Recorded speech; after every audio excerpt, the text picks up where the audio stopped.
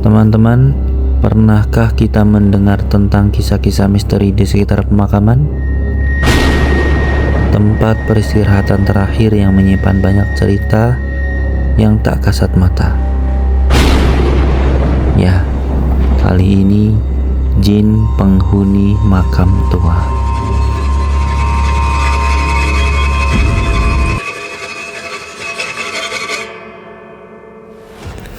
Assalamualaikum warahmatullahi wabarakatuh. Teman-teman Elizon, bagaimana kondisi iman kita hari ini? Pernahkah kita mendengar tentang kisah-kisah misteri di sekitar pemakaman? Ya, tempat peristirahatan terakhir yang menyimpan banyak cerita, bahkan terkadang cerita yang tak kasat mata. Di sebuah desa yang tenang, hiduplah sebuah keluarga bahagia.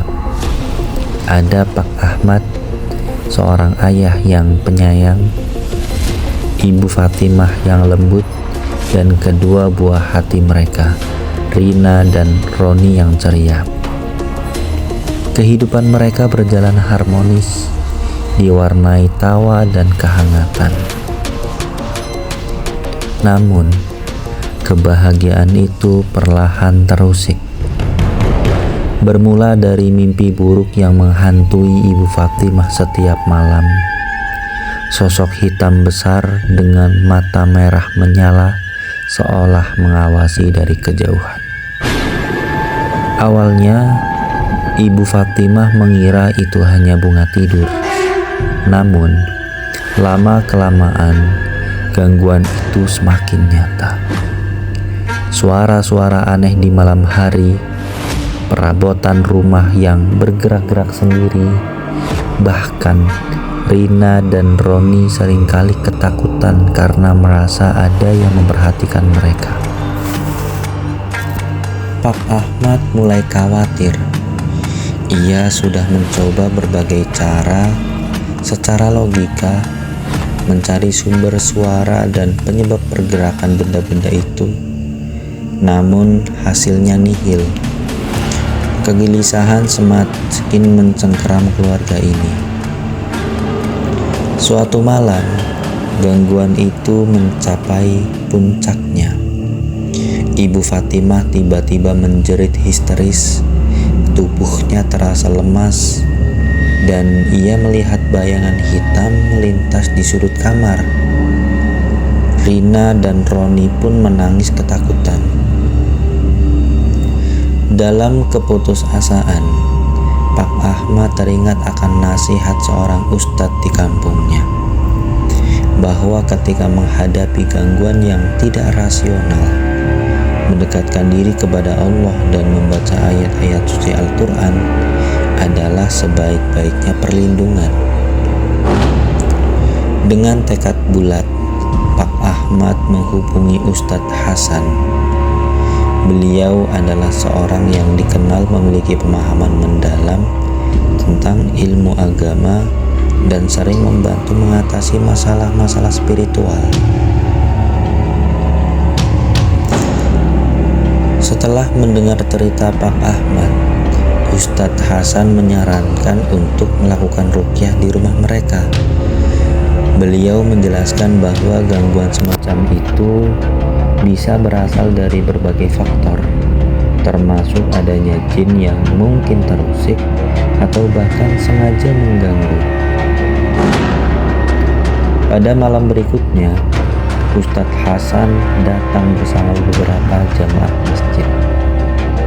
Suasana rumah yang tadinya tegang kini terasa lebih khusyuk. Ustadz Hasan memulai ruqyah dengan membaca basmalah dan melantunkan ayat-ayat suci Al-Quran dengan suara yang merdu dan penuh keyakinan. Ayat-ayat seperti Al-Fatihah, ayat kursi, Al-Baqarah, Al-Ikhlas, Al-Falaq, dan An-Nas bergema di seluruh ruangan. Suara-suara aneh yang sebelumnya sering terdengar kini berangsur-angsur menghilang. Saat Ustadz Hasan membaca ayat-ayat tertentu, Tiba-tiba Ibu Fatimah merasakan tubuhnya bergetar hebat.